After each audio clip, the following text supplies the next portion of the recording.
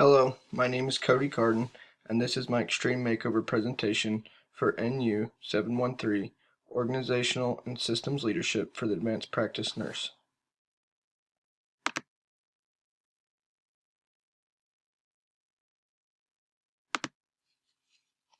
The purpose of this presentation is to reflect on a past work environment and discuss a miscommunication event that occurred and discuss variables that influence that situation. I will then discuss how conversation within the organization relates to its culture.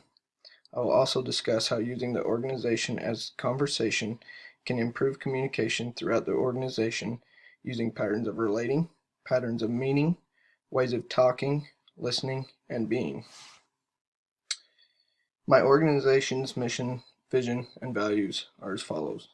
Mission statement. Washington Regional is committed to improving the health of people in communities we serve through compassionate, high-quality care, prevention, and wellness education. Vision. To be the leading healthcare system in Northwest Arkansas, the best place to receive care and the best place to give care. And the values. To treat others, patients and their families, visitors, physicians, and each other as we'd want to be treated. After watching this presentation, the listener should be able to identify themes within an organization and how they relate to the workplace. Understand culture within the workplace. Understand the difference between patterns of meaning and relating. And understand how using organization as communication can improve communication within the organization. Discuss how talking, listening, and being can impact the organization.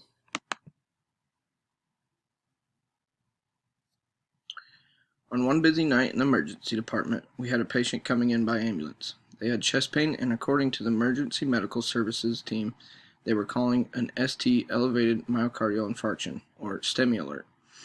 Within the emergency department, there's a unit secretary. The unit secretary plays many roles in the emergency department, including, but not limited to, answering phones, directing ambulances to rooms, scanning in medical records, helping with rooming admits, initiating the trauma team, and initiating the cardiac catheterization team.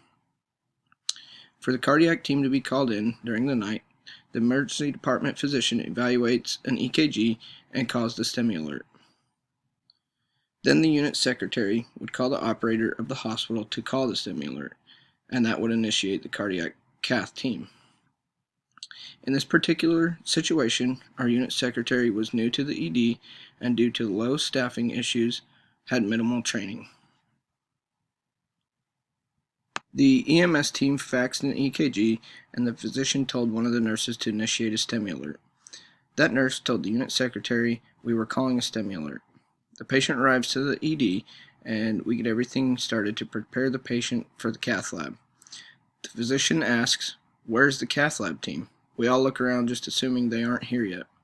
A few minutes go by, still no cath team. The physician asks the secretary the same question, and the secretary responds, "I'm not sure. I'll call the operator and try to find out."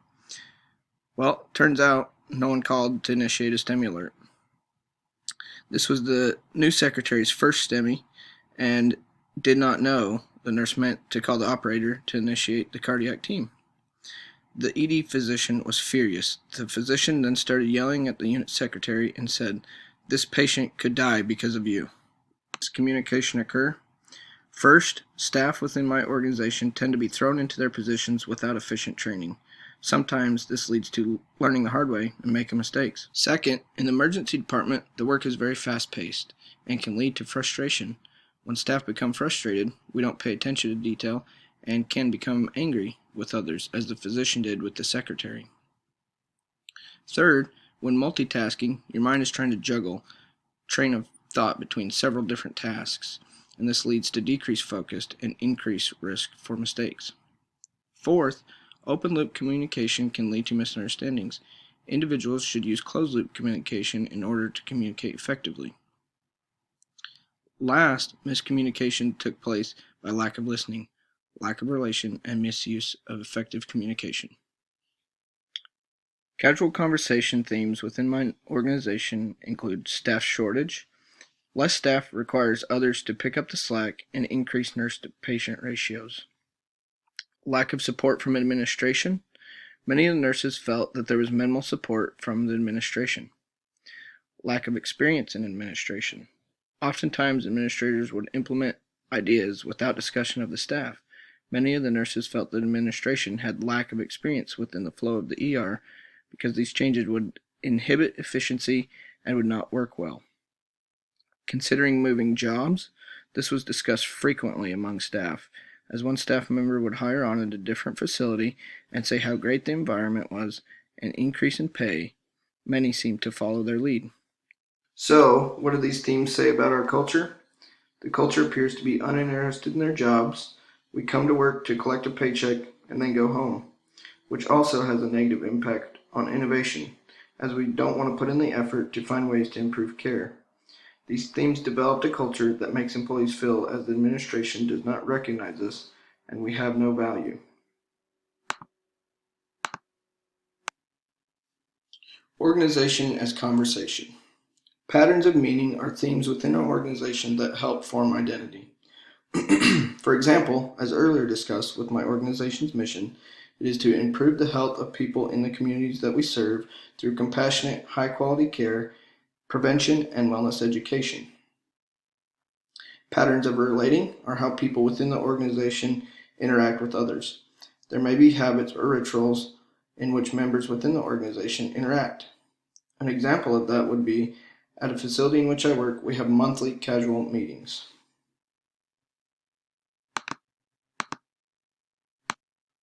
Ways of talking, listening, and being. Communication within an organization is key. Communication is how we interact and exchange ideas, thoughts, concerns, etc. Communication is an important aspect to culture.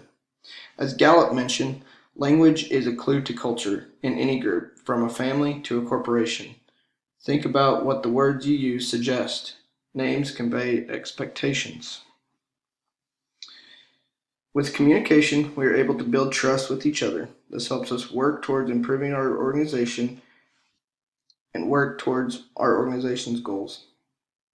As a result of communication, we develop positive or negative relationships. Within my organization, negative relationships have been made due to ineffective communication and frustration in the workplace. Listening is one of the most important aspects in communication. Effective listening means to fully engage in conversation and give undivided attention to the conversation, and doing so decreases misunderstandings.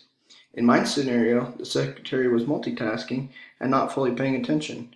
We know how it feels when you're trying to have a conversation with someone while they're using their phone or doing something else. This leads to only certain portions of the conversation actually being heard by the listener. Being means to be fully aware of your surroundings and know what is going on within your environment.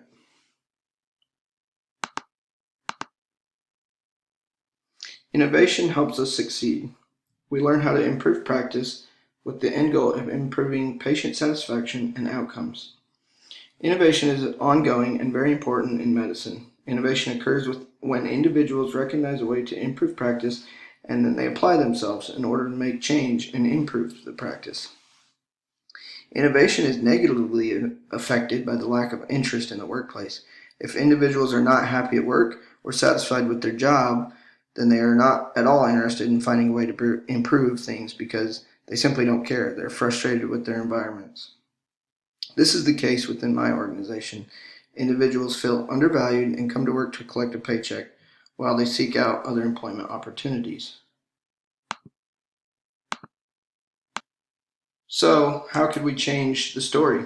Within my organization, I'd like to embody organization as communication ideas to improve the organization's overall communication and make an emphasis on closed-loop communication to decrease misunderstandings and develop positive relationships.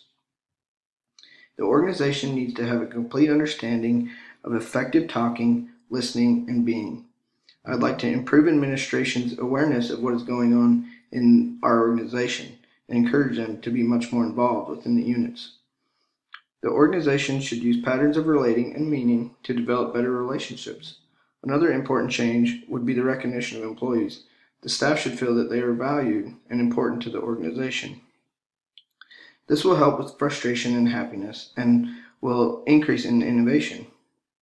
In doing so, As an organization, we could excel our organization's mission, which is to improve the health of people in the communities we serve through compassion, high-quality care, prevention, and wellness. So let's rewrite the story. Using the topics explained in this presentation, this is how the story could be remodeled. On a busy night in the emergency department, we had a patient coming in by ambulance that had chest pain, and according to emergency medical services, they were calling a STEMI alert.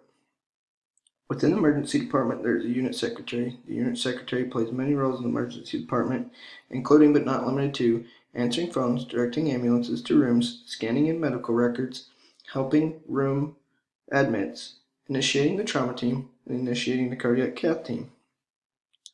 For the cardiac cath team to be called in during the night shifts, the ED physician evaluates an EKG and then calls a STEMI alert.